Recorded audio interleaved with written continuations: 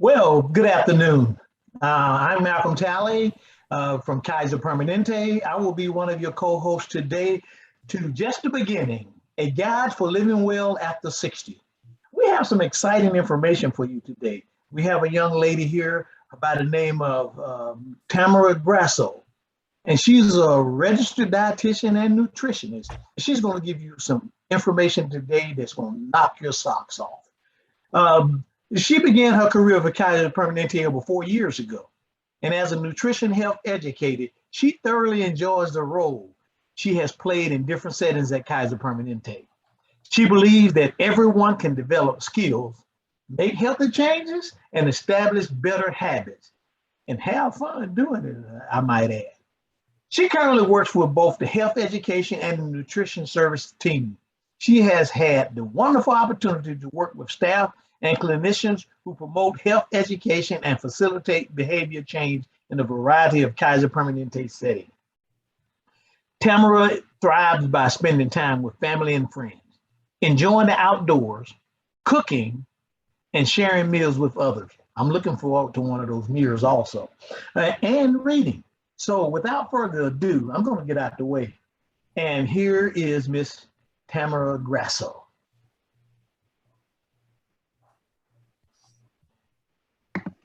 Hi, everyone. Thank you for joining us today.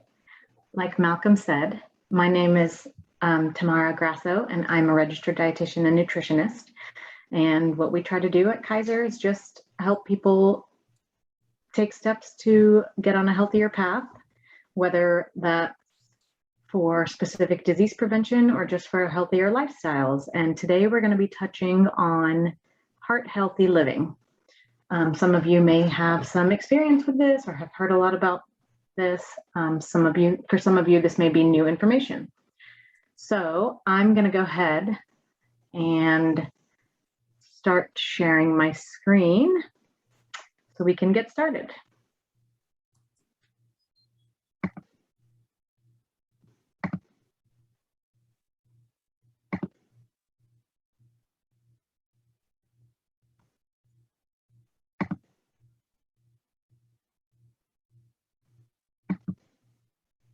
Okay, can everybody see the presentation okay? Yes. Yeah, All we right. sure can. Great. Yes. Yes. Thank you. So like I said, we're speaking about heart healthy living today. There are things we can do in our daily lives that can help prevent heart disease. Again, my name is Tamara Grasso, and as Malcolm mentioned, he talked a little bit about my background, and one of the things I really enjoy doing is coming up with new ways to share meals with friends and family and different options in a variety of meals, and teaching my kids to do the same.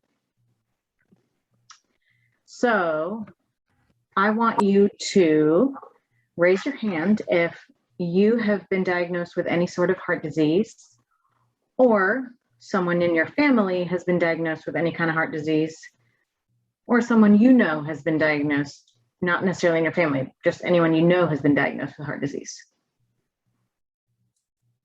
I can't see all of you because some of you don't have your cameras on, but I'm going to guess that the majority of people have their hands raised. This is something that is very, very common, especially in this country. Let's talk about the objectives for today. We're going to talk about what heart disease is, what the heart does. We're going to talk about what risk factors are for heart disease and the testing that you can do and screenings that you can do with your medical providers. And then we're going to start talking about things that you can do with eating and exercise to help decrease your risk for heart disease. And then we're going to touch on medications. There's actually a decent amount of slides on the medications. I'm not going to get too into them. I just want to go through and basically share the wide variety of options we have here that can help if you are diagnosed with heart disease. So, what is heart disease? The main function of the heart is to pump oxygenated blood through to the body. So you see the heart muscle right here. You see the blue and the red blood vessels, and then you can see all the different valves. The way this works is the heart pumps oxygenated blood through the body, and then when it comes back, the blood is not oxygenated. So when it comes through the heart, it goes to the lungs, and then back through the heart after it's been oxygenated again, and then throughout the heart or throughout the body again. So it's in and out 2 different ways. And these blood vessels, some of them are large, like the major arteries and veins, and some of them are a lot smaller. When the heart cannot do what it's supposed to do, that's when we start thinking about heart disease. And the tests that we do start determining whether the heart is able to function the way it's supposed to be functioning. So these are just some heart conditions that we know of. Coronary artery disease, heart valve disease, and you can see all the different valves, the multiple different valves in the heart. Heart arrhythmias, and that's when your heart doesn't beat in a normal pattern. Heart failure, and atherosclerosis. Coronary artery disease and atherosclerosis are the 2 most common forms of heart disease. And you can see this is the inside of a normal artery, the one on the left. You see the red blood cells. They are just flowing freely through the artery. There's nothing blocking them. And the one in the middle, there is some plaque buildup just inside the artery wall. The red blood cells are still flowing, but not quite as easily, and it looks like some of them are getting stuck in the plaque. And then which narrows the artery.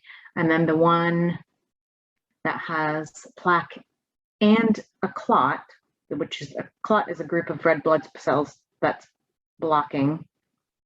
That is how the artery gets blocked if you have too much in there and the red blood cells can't get through. So what are some of the risk factors here? And if you want to, feel free to jot down the ones that you feel are your personal risk factors. Smoking and other tobacco use is a high risk factor. In general, smoking affects almost all the organs in your body, but it for sure affects the ability of your heart to function normally. Excess weight, especially in the abdominal area. Physical inactivity. Unhealthy cholesterol levels, which is also called hyperlipidemia. High blood pressure, which is also called hypertension. Diabetes, which is another chronic disease that is very common in the United States. And it is very common for people to have both heart disease and diabetes. Unmanaged stress, which can increase physical stressors on your body, which also increases your risk for heart disease. Family history. So if you have somebody, a sibling, parent, especially, who has had heart disease, you are at higher risk. And your age. So most people above the age of 65 have a higher risk of heart disease just by nature of our bodies getting older. These are some of the labs and screenings that medical providers use to determine somebody's risk and whether to take steps to try to decrease the heart disease from being diagnosed. So in terms of labs, normally if you're going for some sort of physical once a year, your medical provider might ask you to do a cholesterol screening, which includes your total cholesterol level, LDL cholesterol, HDL cholesterol, and then your triglycerides. The doctor or other medical professional will also be checking your blood pressure to determine if you have normal blood pressure, high blood pressure, or low blood pressure. And they will also check your height and weight to check your BMI and your waist circumference sometimes. Not all medical providers do the waist circumference these days, though. Other tests that aren't as common, but they can be, if you have some of the other risk factors, these might be the next ones that you do. Or an EKG, which checks for the your heart rhythm. A stress test, which can be, it basically puts stress on your heart and it shows how your body can react to that stress. An echocardiogram, which is basically like similar to an ultrasound of your heart. And then a cardiac catheterization, which is where there is a tube inserted and they can get information from the inside. Let's talk about cholesterol. This is, as I mentioned, this is one of the screening tools that many medical providers will give patients on an annual basis. So it's a blood draw. It's very common and is a pretty easy and simple screening to do.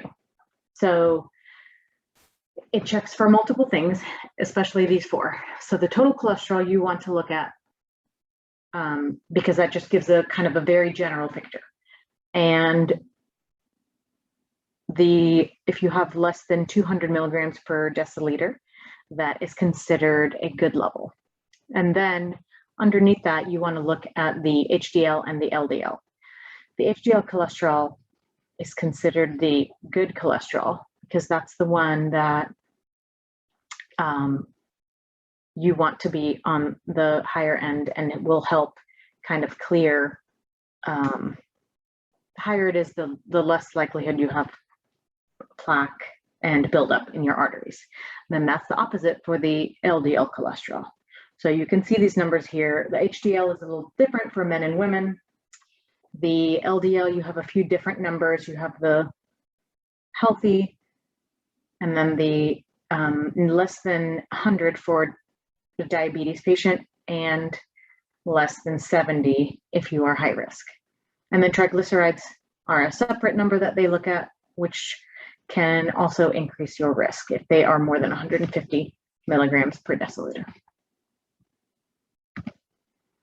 Blood pressure is a similar risk factor. It is a little bit different because it's not about the plaque in your arteries and the buildup in your arteries.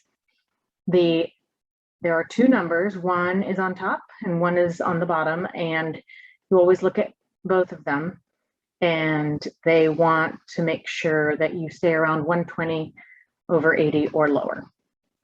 Now, if you have any specific questions about these, please follow up with your doctor or a medical professional to ask specifically about your numbers.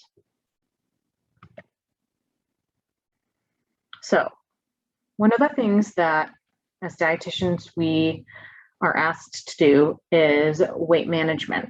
And one of the reasons that we are asked to do that is because weight can be such a risk factor for so many diseases, especially chronic diseases. It's not necessarily just the absolute number, but a lot of times it's the habits that come along with the weight gain or the high BMI. So as a general rule, we don't necessarily want to look at BMI on an individual level. We use it as a very much a population-based strategy, but from a risk determination perspective, we do like to check BMI just to get an idea if that is something that is increasing the risk of heart disease for some people and other chronic conditions. And then when we figure that out, we can take the next steps to share strategies and tips for starting better habits to help decrease that weight gain, or weight, not necessarily gain. So you can see here, if you want to look at your height on the chart that's listed, it will give you an idea of what the BMI of 25 is. And if you are lower than that, then your risk is lower. And if you're higher than that, then you have a little bit of an increased risk for heart disease. So, as I said, we take a look at all these risk factors. And then one of the strategies that dietitians work toward is healthy eating, obviously. And because healthy eating is such a big part of a healthy lifestyle, it can lead to a decreased risk in so many different types of chronic diseases and conditions, and can be relatively simple in terms of starting out.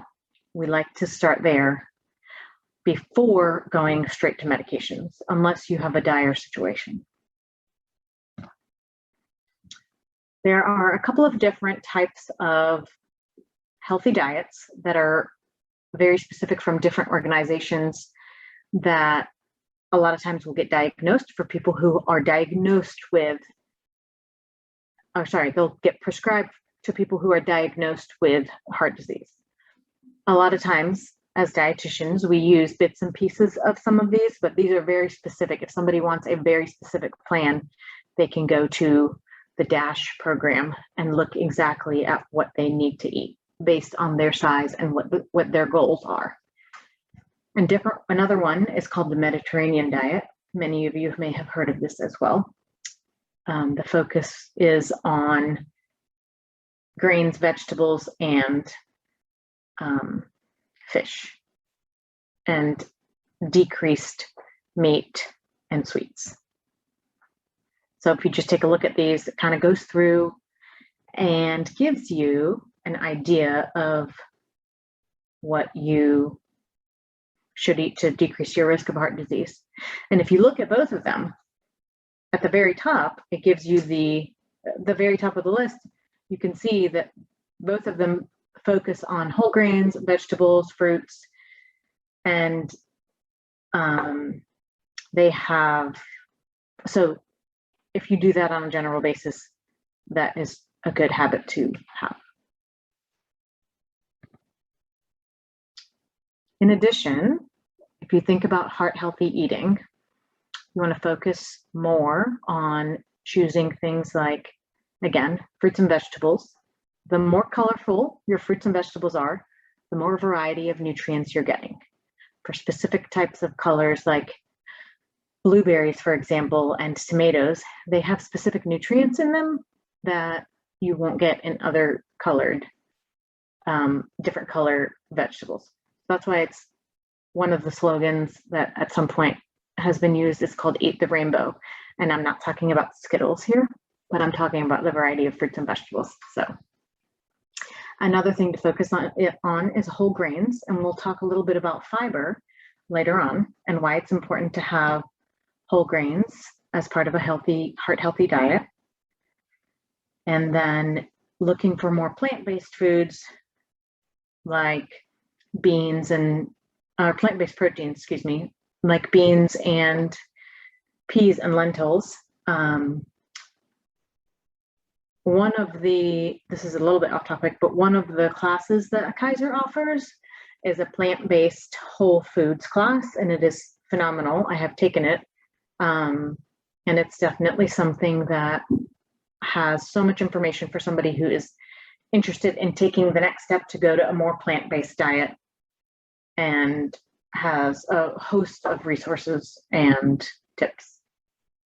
Another thing to choose more of in a heart-healthy diet is plant-based fats, including certain oils and nuts and seeds, avocado, olive oil, things like that.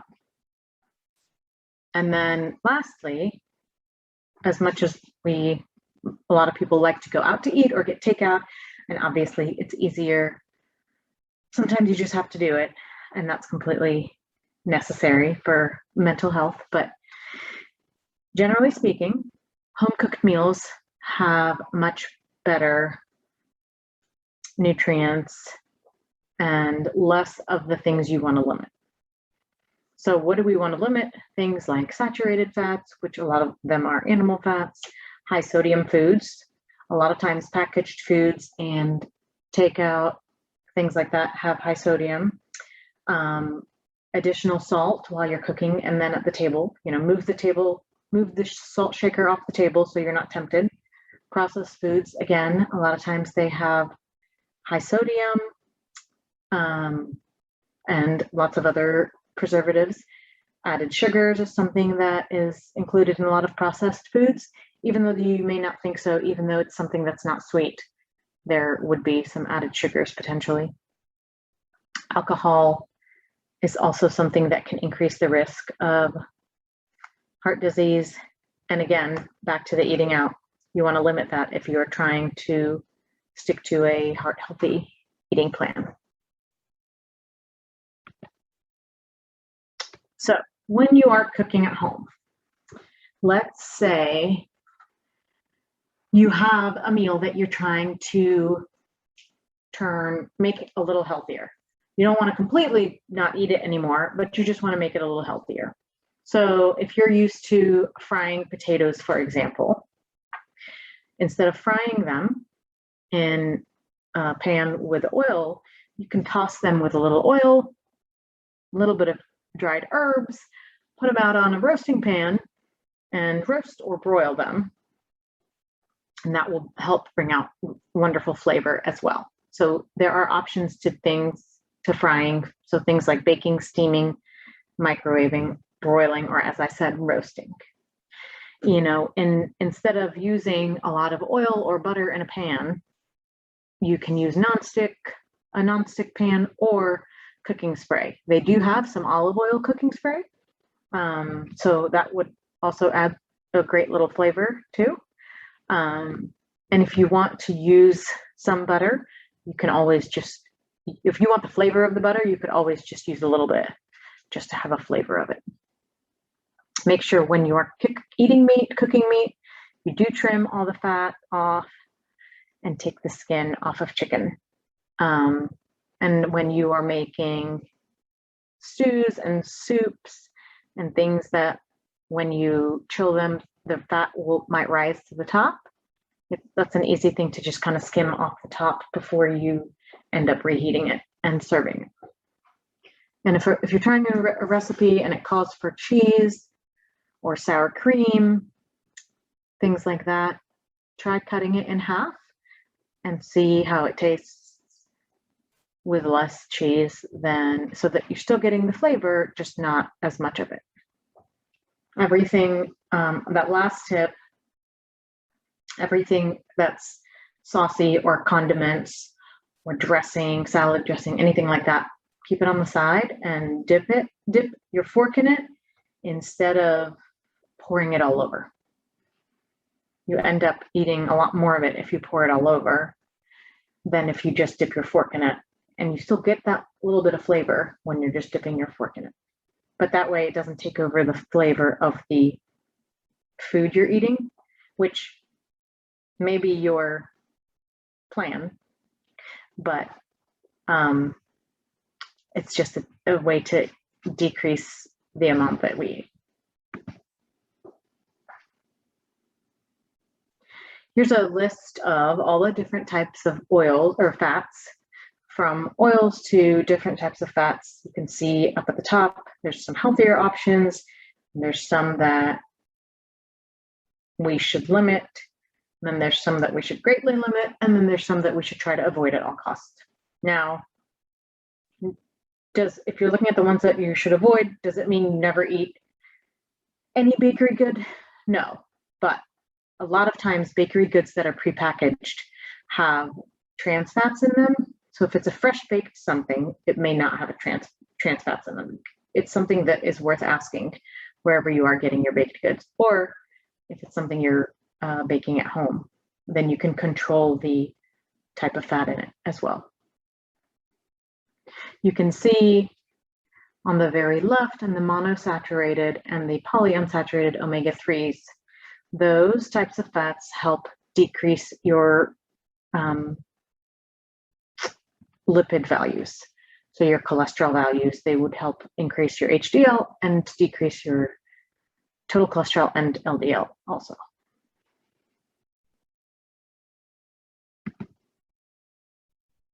Sodium is a big thing that people talk about with regards to hypertension or high blood pressure.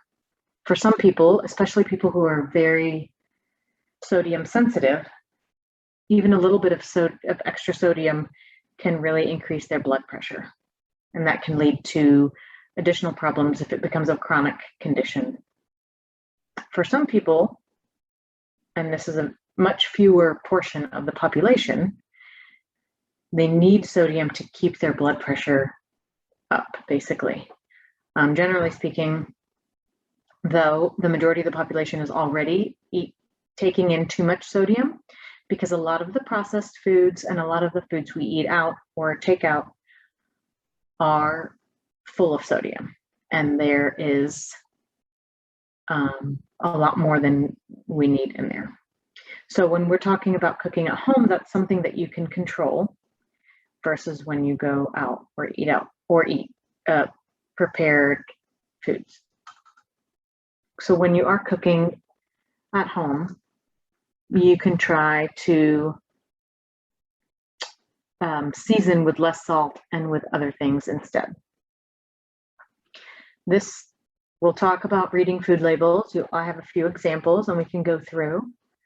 But that's one of the things that if you are going to buy packaged foods, and some restaurants will also provide this, it's great to have that to look at.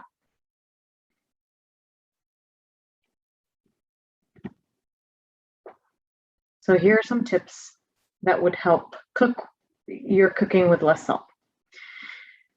Throw out the salt shaker. It's not something that most people want to hear, but if you can use other things to flavor your food, for example, herbs and spices and different citrus juices, pepper is a great one.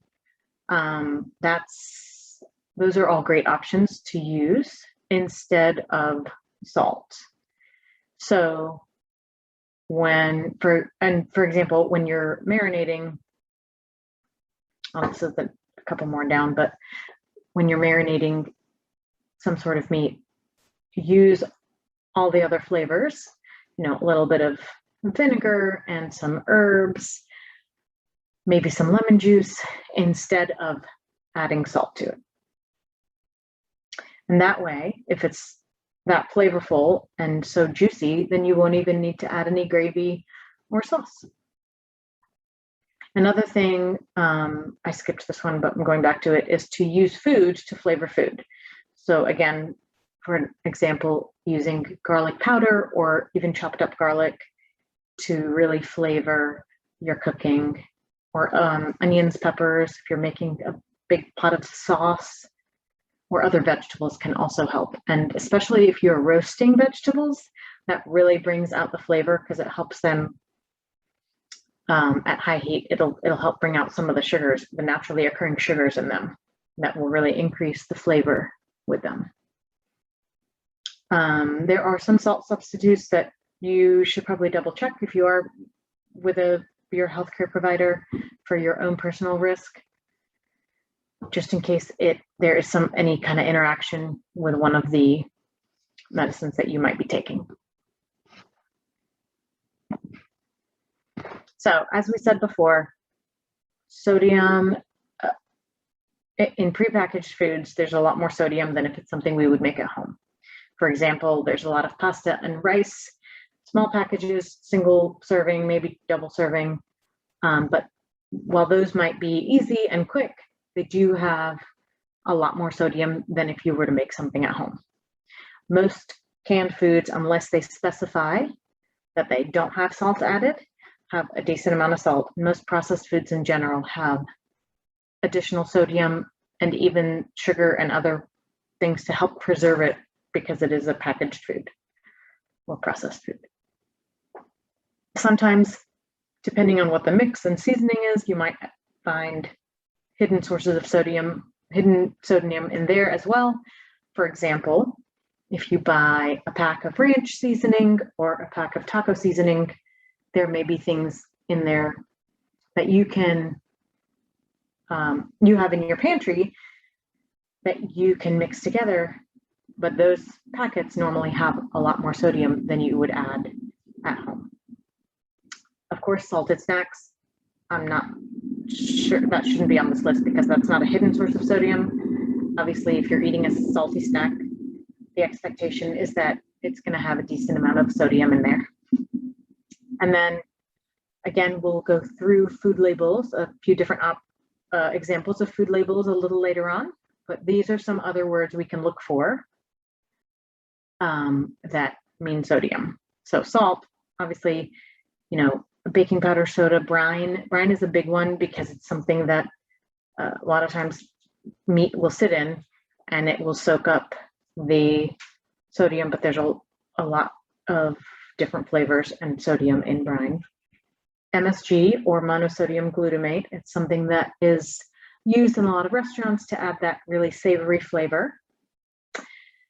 And then you see like the different kinds of sodium: sodium bicarbonate, which is also baking powder, sodium citrate, sodium nitrate, sodium phosphate. So all of those are different kinds of salts that to try to decrease in your diet. Okay, so where do we start?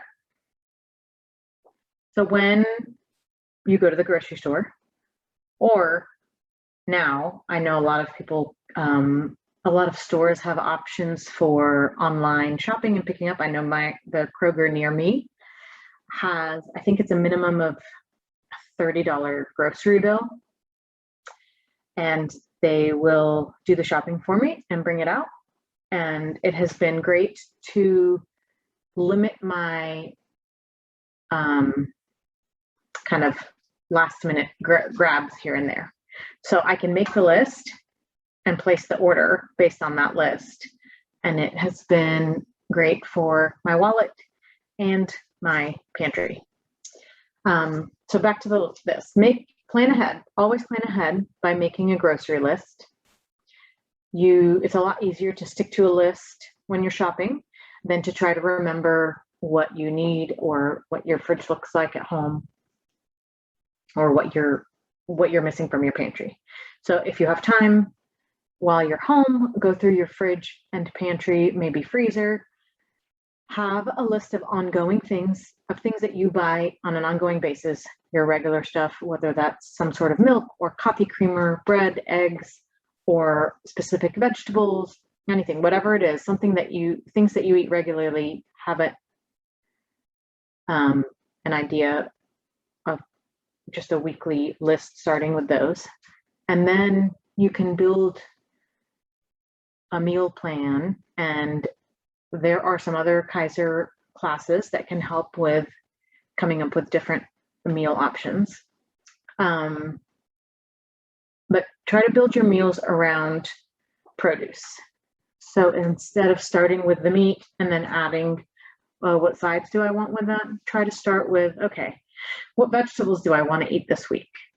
Do I want to make a soup and add a bag of frozen mixed vegetables in it? Do I want to roast a couple of different vegetables and have some fish with it, or ground turkey and make sliders with different types of, again, roasted vegetables, things like that. So think about meals that you can make that the focus is plant-based.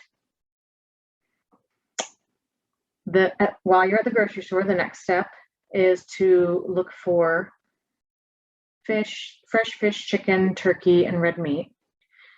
Cured meats and smoked meats have nitrates in them. And if you remember this slide at the very bottom, nitrate is one of the things that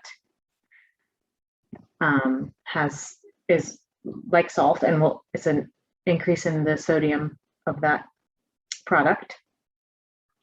So try to avoid those. When you're looking for frozen meals or processed and packaged foods, these are, you want to look for something that's less than 600 milligrams of sodium for a full frozen meal. And for the canned or processed packaged foods, you want to choose no salt added or less than 140 milligrams of sodium per serving. For a lot of things these days, there are so many different products that have the same product that is a lower fat, lower sodium version. So if that is an option, then it's always worth a try.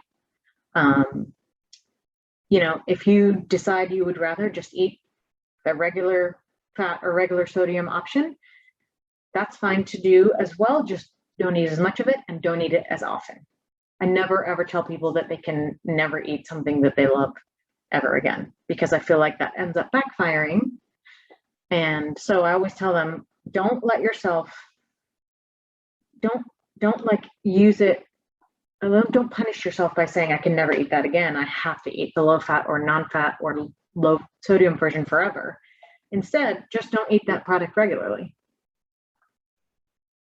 But if it's something you are going to be eating regularly, it is better to choose the lower fat or lower sodium version. Okay. So for all packaged foods, there will be a nutrition facts panel on there. And it goes through and it shows basically everything that's in that container. It will, below it, normally it's below it, we'll have an ingredient list. And those ingredients are listed from highest to lowest in terms of the how much is in that food, that product. So for example, if you see something that, and the first ingredient is sugar or sodium, some sort of a sodium salt, that means that there's a high amount of that in that product. So let's look at the nutrition facts label here. The first thing you'll see is the serving size. So it tells you the number of servings in that package, and then it tells you what the serving size is. So for some things that it's easy, if you buy a loaf of bread and the serving size is 1 slice, that's a pretty easy way to figure out how much you're supposed to eat. Some things you will have to measure. And while you don't always need a measuring cup and you can eyeball it sometimes, it's always good to be able to have an idea. So if you start measuring for a while, then you'll get used to how much is in something and what that measurement might look like. So the next item on there in pink is the calories. So the rest of the numbers on here are all going to be based on one serving. It's not based on the entire package. So if there are multiple servings in that package, all of these numbers are only based on what 1 serving of whatever the product is. So you have the calories, you have the total fat, and then it's divided up by saturated fat and trans fat. And then you have cholesterol. That's not the same cholesterol that is measured in your blood. So to be quite honest, generally speaking, I don't pay a whole lot of attention to that. Then you have your sodium, and then the carbohydrates. And the carbohydrates are also divided up into fiber, total sugars, and then the majority of products now have a section where it says added sugars as well. And then you have your protein, and then vitamins and minerals. And then it shows the percent daily value. It describes the percent daily value. That's something that you can look at if you just want a quick idea. For example, if you want to look at the sodium and the percent daily value versus trying to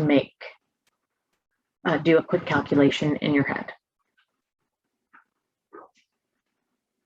All right, let's look at some of these more nutrition facts. Here you have 2 frozen dinners. They're both 1 serving per container. It's an individual dinner. One of them has almost double the amount of fat as the other one, and almost triple the amount of sodium as the other one. If you look at the one on the left, the Marie Callender's dinner, it has 57% of the percent daily value. That's a lot of sodium for 1 meal. These meals also both have fiber and about the same grams of carbohydrates. Let's look at something else. These are 2 different types of hot cereals. They're very easy, quick option for morning, and both are good options for having a warm breakfast, which a lot of people like. The main difference when I am making suggestions for people is that if you're going to eat a carbohydrate meal, if you look down to where it says total carbohydrate, one of them has 18 grams of total carbohydrate, one of them has 22 grams of total carbohydrate. The main difference is that one of them has 3 grams of fiber and one of them has 1 gram of fiber. What I tell people is if you're going to eat something that's a carbohydrate, try to look for something with at least 2 to 3 grams of fiber per serving. Fiber is one of those things, one of the nutrients that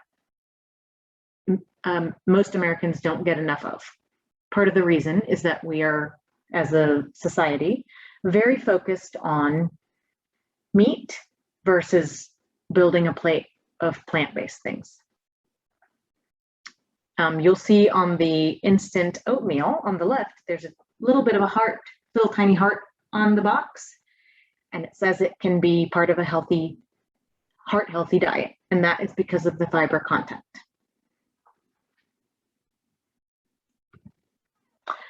Here's the difference between 2 bags of chips. This is where, when I mentioned earlier, like if you want something snacky and there might be a lower fat or lower sodium version of it, this is a good example of that. So if you want to look at the fat grams, the classic Lay's has 10 grams of fat, and the baked Lay's has 3.5 grams of fat. So that's quite a difference. So, but that's for the bag because it's one bag, it's a serving size, it's a small bag. It's not one of those large ones. But if you look at the sodium in, it's about the same. So the flavor might be similar, but one of them is baked and one of them is fried, the salty flavor. So that, again, is something that you can think about, like, okay, how often do I want to eat this? Am I going to eat it once in a blue moon? Then it's fine to choose the regular one. However, if it's something that's going to be part of your regular diet, then it's always good to choose the lower fat or lower sodium one. Here's another example of the lower sodium pasta sauce. This is Prego. Now, I feel like in the pasta sauce aisle, there are so many, I don't even know which one to choose anymore. But here is, in addition to the sodium in this, one of the things I always tell people is look at the sugar that's added in pasta sauce. This is an example that in addition to hidden sodium, there are hidden sugars in a lot of items as well. Okay, so one of the things you may have noticed is on some of these products that we just went through is the label, like the brand, and then it might have like a health claim or claim on the front, kind of like the little heart on the oatmeal box. So the FDA has very specific rules for how you can advertise things. So for fats, for example, if something is fat-free, it has to be less than 0.5 grams per serving. It's not completely fat-free, but it has to be less than that. If something says there's no trans fat, then it has to be less than 0.5 grams of trans fat per serving. Again, not actually 0 trans fat, but very low. Low in saturated fat is 1 gram or less of saturated fat. Again, these are all per serving. And then a general low fat is 3 grams or less in that serving of fat. Reduced fat, which is confusing when you just looked at low fat, is more about the percentage of fat. So it has to be, it's something that, like the baked Lay's, has been made as a healthier version. So the reduced fat version needs to have at least 25% less fat than the standard version. Sodium has similar rules. So you have sodium-free and salt-free. Again, it's not 0, but it has less than 5 milligrams of sodium per serving. Very low sodium is 35 or less. Low sodium is a 140 or less. Reduced sodium or less sodium. Again, this is where they are remaking a product and it has to have 25% or more, at least 25% less sodium than the original version. Light in sodium is 50% less sodium. So all of these, you could find them with a Google search, but they do all have very specific things. So it's not going to vary from product to product. And then when it says unsalted or no salt added, it means that they're not adding any salt during the processing of that product. For fiber, you have two main claims. One is a good source of fiber, which is at least 2.5 grams of fiber per serving. And one is a high fiber item, which is at least 5 grams of fiber per serving. And the goal is to get 25 to 35 grams of fiber at least. And when you are building your meals and planning your meals, if you think about planning them around a plant-based main item, generally speaking, most people can get their fiber intake that way. So a lot of people like to eat out. It can be social, it can be easier, it can be more convenient depending on what it is. But there's a couple of different things that you can do to have healthier options and a healthier experience. Limit the number of times you do eat out. That's something that can be a goal for a healthy habit. You can always look up nutrition information online. A lot of restaurants now have their information online for a lot of their menu items. This one for me, has been the toughest because I feel like restaurants don't always want to do this, and there's not always a way to know for sure whether they're doing it or not, but you can always request that foods be prepared without added salt or added salted seasonings. And then the condiments and salad dressings you can limit. If you ask for them on the side, it's an easy way for you to have more control over them. Ask for grilled and baked items, especially if it's like fried fish. A lot of times they're able to bake or grill it, for example. And the last one, I'm not always great about doing this, but I do try to cut whatever it is in half and move it over on my plate, is to take that off the plate. The plates that are at a lot of restaurants are so large that they're bigger than the meals are bigger than most people even need. But a lot of times our eyes are bigger than our stomachs and we just keep eating. Let's quickly talk about physical activity, because that's one of the ways to decrease your risk for heart disease. There are 3 types of physical activities that are important in a healthy lifestyle. One of them is aerobic activity, which is the one we most commonly think of. And that's the one where you get your heart rate going. And a lot of people do that for the longest and the most during the week. One of them is strength training, which is the focus is help to build muscle, and it also helps to strengthen bones. And then the last one is the stretching or balance, and that one helps to increase your flexibility and helps to decrease and prevent injuries and falls. So what you want to do for heart health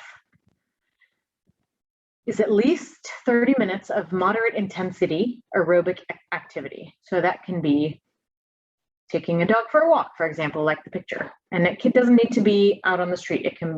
Dog needs to go out on the street, but if you're just going on a walk, you can go walk inside a mall area. You can walk up and down your hallway. You can walk in your neighborhood. If it's a nice day, there are different types of options to do. And some sort of muscle strengthening and bone density building activity at least 2 days a week. And then stretching before and after these activities, especially after. There is more information on this website from the American Heart Association. And then at the very end of the presentation, I will also be including a link to the Kaiser Healthy Living classes. So before you start a new physical activity program, it's important to, if you have any health issues at all, it's important to make sure you speak to a medical professional who knows your background and any risks you may have, just to clear it. Choose something that you enjoy.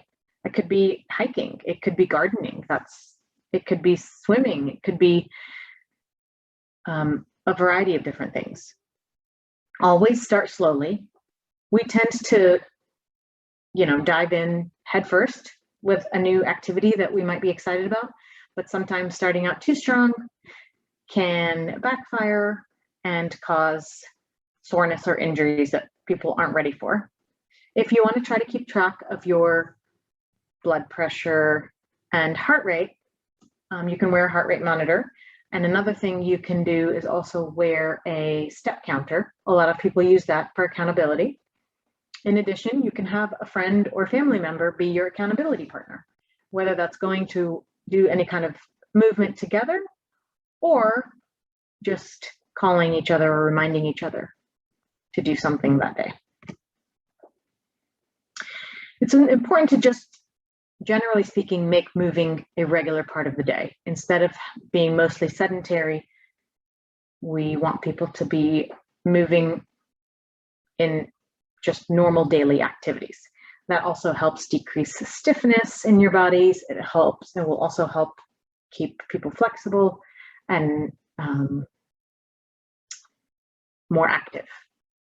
So these are just some options that people can do to have moving be part of your day.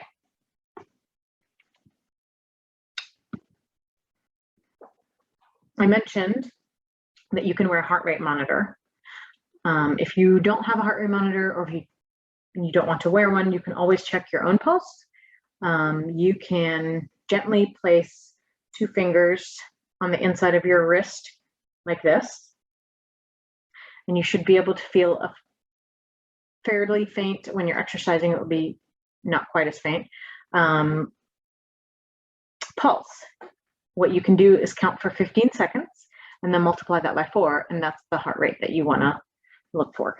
And as far as the general rule, 60 to 100 for low to moderate activity is about normal. For your more specific target heart rate goal, it's something that would be something to ask your medical provider. One of the main things we tell people is to listen to your body. Your body will send you signals if it feels like things are too much. So these are things that to keep in mind. So whether it's some kind of pain or discomfort or ache or cramp or any kind of pressure, an ache in your arm, in your upper body on one side or another, a heartbeat that does not seem regular, or that if your heart rate does not come down a good bit after you stop exercising, extreme tiredness or exhaustion, shortness of breath, that is abnormal for you and that does not go away after you have stopped exercising for a while. And then, of course, lightheadedness, dizziness, or nausea. So we're getting toward the end. I was going to have everybody stand up and do a quick stretch break, but maybe we should save it since we are close to the end. Now we've got about 5 more minutes. The next part is the medications. Again, I'm not going to go through all the medications. I just wanted to go through the slides because there are so many and so many different types. And it's really important to, if you are diagnosed and are taking medication, it's really important to make sure you have a medical provider who is keeping track of all the medications you're taking, including over-the-counter supplements, because there can be some interactions that they need to be aware of. So why do we take medicine? We take medicine to help control symptoms. there are, for heart disease specifically, there are medicines that really do help prolong quality of life, prolong your life, and help you just enjoy life more. However, medicines are very particular and they only work if you take them regularly as directed by your healthcare providers. These are all the different types of medicines that people take for heart conditions. So as, again, like I mentioned, there are so many different kinds. And each of them within them also has different brands for them, and the functions are different. And in addition, each type of medicine has cautions for it as well. For example, this one, your specific medicine, you are not supposed to take drink grapefruit or pomegranate juice, and fruit juices, certain juices will interact with the function of the medication. Here's another different one. Also some precautions. So if you are taking this for high blood pressure, this can cause low blood pressure, or if you're taking it for something else and you already have low blood pressure, you need to be aware of that so you can make sure you are always keeping as safe as possible so you don't get dizzy, things like that. Also a different kind, more things to keep track of. Again, I'm just going to quickly go through these. All of the medications have a very specific role to do in our bodies. They all also have potential interactions and side effects, but for a lot of people, the side effects are much less risky than not taking the medication. Here's another one, and I think, okay, so as I mentioned, over-the-counter medicines are also available. For some people, they're asked to take an anti-inflammatory or pain reliever, or antacid, or any herbal or natural product, and that's fine.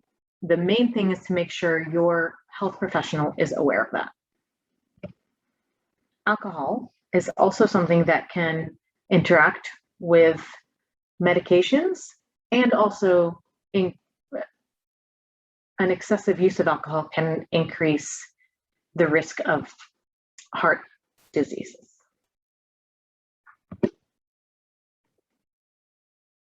This is just a general health thing. You want to make sure you're up to date on all of your regular vaccines, including flu and pneumonia, and then of course this past year with COVID.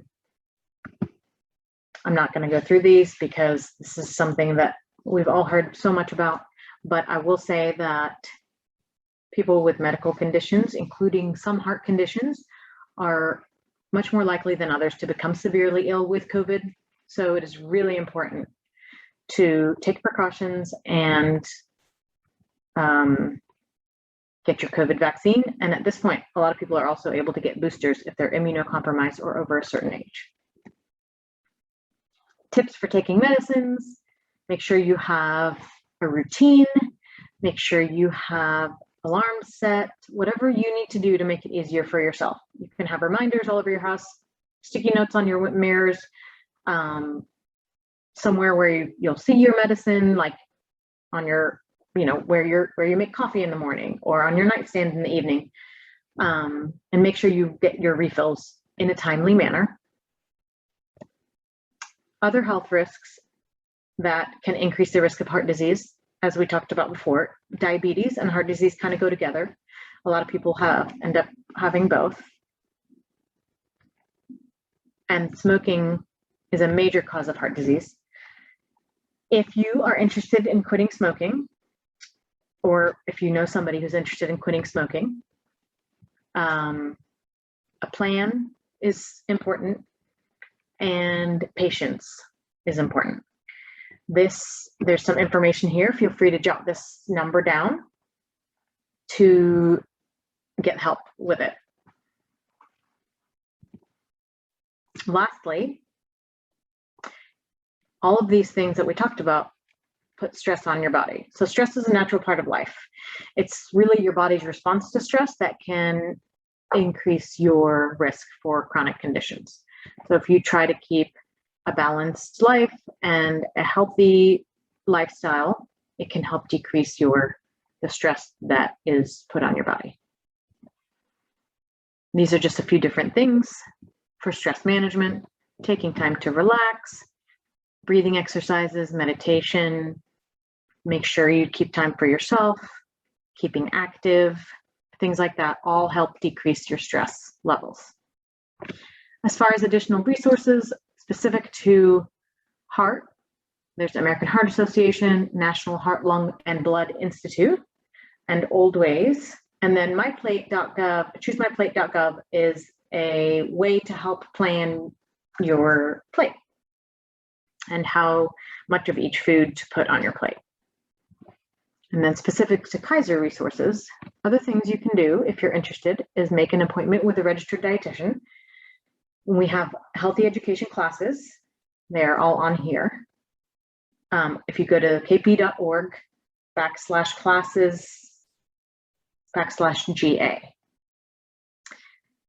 And the last one, if you are interested in wellness coaching by phone, you can call this number. That's it. I know that was a lot of information. There is a healthy living class that goes through very similar information, just it's a lot longer. So there's more detail with each one.